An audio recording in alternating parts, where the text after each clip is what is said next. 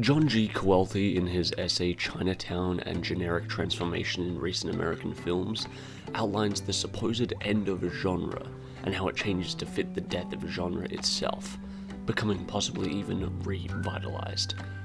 The four stages being burlesque, the parody of the tropes the genre became known for; nostalgia, updating the tropes of a genre to better fit the current ideals of Hollywood while still residing in the same beats of the genre; demythologization, a deconstruction of sorts that seeks to bring the genre to its bare bones and see what dark and twisted implications it may have because of it; and finally, reaffirmation, subverts tropes not to tear down the genre, but to lift it back up, pointing out exactly why we need to believe in such tropes in the first place. This is all important to understand 500 Days of Summer, because I want you to guess which one it is. Well, trick question. I actually think it's two of them. So, which ones? Well, from my point of view, it's a demythologization and a reaffirmation. It exists to prove to us that the way we perceive love might be dangerous, not so we become nihilistic and throw away the idea of love, but to believe that we just might find the right person for us. We must simply reconsider what love means to us.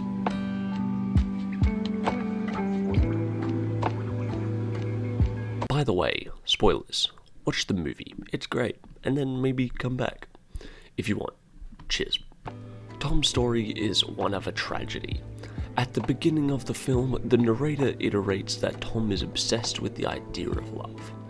We see this throughout the film as he only wants to find his true love, and he thinks he does, Summer. The problem is, she doesn't feel the same, but he knows that she is his one true love. We see him go throughout the first half of 500 Days, being awestruck by her. They must be perfect for each other. They both listen to the Smiths after all. They are both physically intimate, and in general he loves everything about her. Until she breaks his heart for no reason. She breaks up with him. She is the antagonist. And after everything, she even ends up marrying someone else. We can see Tom's true tragedy in this expectations versus reality scene. He's the hero and ends up being the victim in his own story.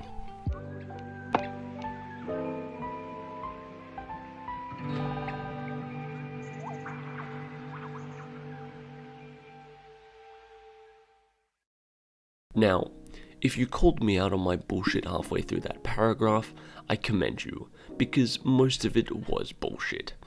It is only a tragedy from Tom's perspective, because at the end of the day, his view on love has made him not obsessed with Summer, but the idea of Summer. Notice how he only loves physical traits and the way that she makes him feel.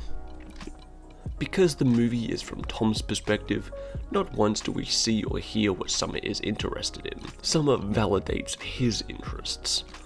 Now, although I don't think that Tom is an incel, he definitely participates in the over-masculine knight in shining armor complex. This is painfully obvious in this scene when he goes to the movies by himself. This black and white movie shows Tom from his own perspective, all his feelings laid out before him. Suffering. Ett evigt lidande. So much suffering. Even at the end of this black and white film, he's literally dressed as a knight, or in this expectations versus reality scene. The song Hero by Regina Spektor is playing. The lyrics being, "And we're trying to be faithful, but we're cheating, cheating, cheating. I'm the hero of the story." He even vilifies Summer after the breakup during this scene. The list goes on and on, because this story is everyone's story just from Tom's twisted perspective.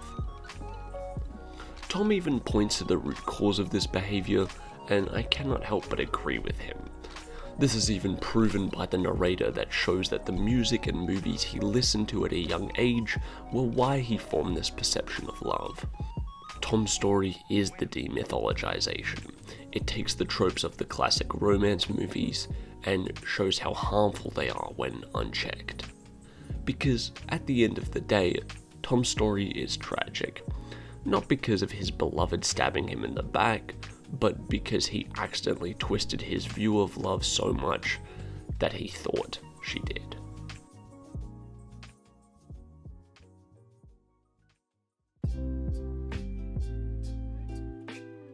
Because of her parents' divorce at a young age, Summer hates the thought of being someone's girlfriend. Even after seeing Tom for months, she still says they are friends, insisting that labels are stupid. So this is all sounding like more of the deconstruction of the romance movie. Summer's whole worldview seeks to tear down the romanticization of love. So why does she end up marrying this guy she met in a coffee shop who asks her if she's enjoying the book she's reading? Which can be considered extremely cliche and probably torn straight from the screenplay of a classic romance. Well, like a great many very real romances and relationships in actual real life, the two do not end up together, but they learn from each other and still end up happy. Summer has a remarkably similar arc to Tom, only reversed. She represents the reaffirmation. She takes what Tom says and uses it to find her own happiness. At this penultimate scene, Tom simply can't understand how she got married after constantly saying that she didn't even want to be someone's girlfriend. She says, "I just woke up one day and I knew." With Tom still confused, she replies, "I just kept thinking Tom was right, just not about us." This all sounds very heartbreaking, but it took this conversation for Tom to learn from Summer in the same way that she does. As she leaves, he replies, "I really do hope that you're happy," because he is no longer romanticizing Summer in his head. He sees her for who she is, and taking her feelings into account, he is loving her by letting her go. So, Tom just ends up alone, right? Well, not really. The reaffirmation is reinforced by the final scene. Tom has learned from his experience with Summer, but then he meets Autumn. She's beautiful, shares his interests, and even goes to the same local places he does. He might just fall into this same desperate trap that he fell into before. But maybe he has learned, and this time he asks her out, not because of a coincidence, but to try it anyway. Not for destiny or fate, but for its own sake. A reaffirmation. Not of love, but of finding that very special someone that maybe one day you'll wake up next to and just know.